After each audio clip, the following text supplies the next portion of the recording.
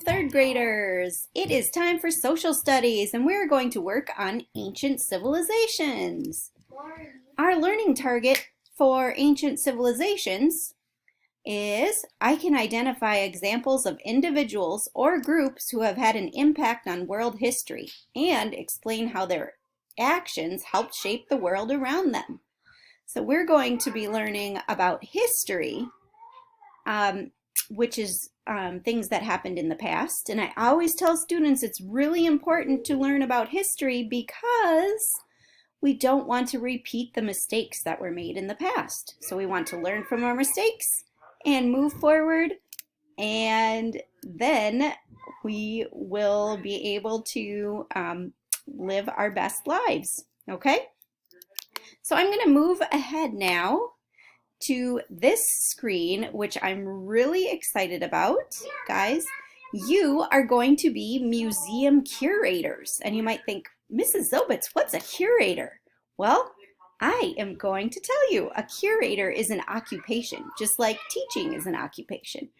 A curator is a manager or overseer. Traditionally, a curator or a keeper of cultural heritage institution is a content specialist charged with an institution's collections and involved with the interpretation of heritage material.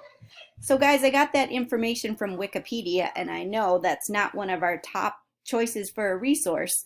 But remember, if you triangulate your information, that means find it at 3 other spots, a total of 3 spots, and they all say about the same thing, then you can use it. So I know from my previous information what a curator is, and this matched pretty well. So what this is telling us, in other words, you're going to make an exhibit to show what you've learned about ancient civilizations. Woohoo! This is awesome. So that's going to be your final project for social studies, and this unit is the history unit in social studies, also called ancient civilizations. And you know what? In high school and college, do you know what they call this?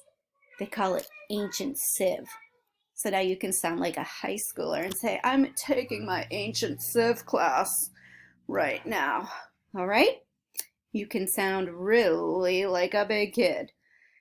I'm going to move on because we need to learn more about, moving down a little bit here. We need to learn more about being a museum curator.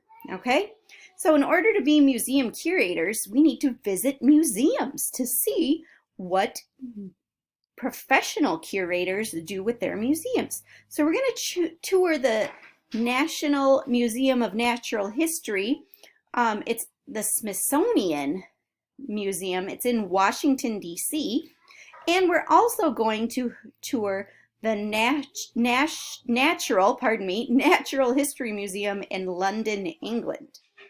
Okay, now personally, I've had the privilege of being at both museums, and they're both fantastic. Oop, up I go again. Whee! Okay, so what I'm going to do now is I am going, I raised it up a little bit, didn't want to do that. Okay, I'm going to go to this website first so I can show you. Oop, I moved up again, sorry. Here we go. Trying to get the hang of all these new computer programs that I'm not so accustomed to. Okay, I'm going to use Google Chrome because that seems to be a pretty slick internet browser for me. And you can see, I am now, see if that worked for you. Are we back? Can you see that? Oh, I gotta be in Safari. Sorry, no Google Chrome for me today. Here we go. Oh, and I am now entering the Smithsonian National Museum of Natural History. And I would like you to take this time and explore the website. You're going to be checking, you can see, there's an elephant there. There's a bear in exhibit, a brown bear. We've got, looks like a leopard in this one. So I want you to just check out this website, and you can almost feel like you are in the Smithsonian in Washington, D.C. Look, there's a blue whale there. Well, North Atlantic right whale. Pardon me, I'm incorrect. See, I can learn lots too. So that is the Smithsonian. Then I'm also going to check out the Museum of Natural History in London, England as well. Let's see if I got the link here. And again, I just want you to explore this website so you really get excited about what museum curators do. And you might be thinking, well, I still don't understand what a curator does, but let me just show you. Ooh, I just zoomed in a bit more than I wanted to there. Okay, so, oh, again, I'm still learning. So let's say we're here looking at this exhibit. It looks like a rhinoceros. This was painted in 1739 by James Parsons. Now you might think, I don't understand why that's part of the Museum of Natural History in London, England. And I can maybe explain a little bit for you. In 1793, most people in England have not seen a rhinoceros because they didn't have the zoos as available as they are. They didn't have as many textbooks. So this artist, James Parsons, decided to paint one so that when he came back to England, he could show his fellow English people what a rhinoceros looks like. And a museum curator would say, okay, I'm working on the rhinoceros exhibit, so I'm going to find out as many things as I can about rhinoceroses, and then I'm going to bring that together.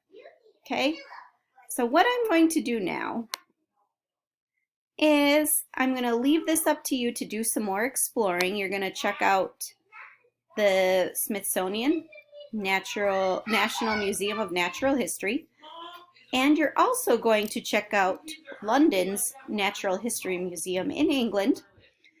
Not only that, but I would also like you to start thinking about what museum curators do.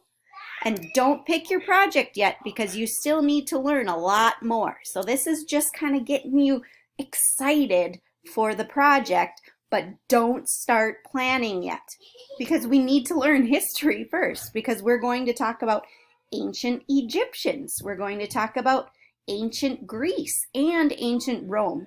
So you will choose something that has to do with one of those three periods in history, not about just anything you want. So it's got to be one of those. So please do not start picking your topic yet.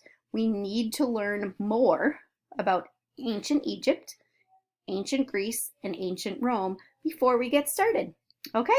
I hope you enjoyed this, and please take some time to look at the Smithsonian and also the Natural History Museum in London, England. Thank you. Bye.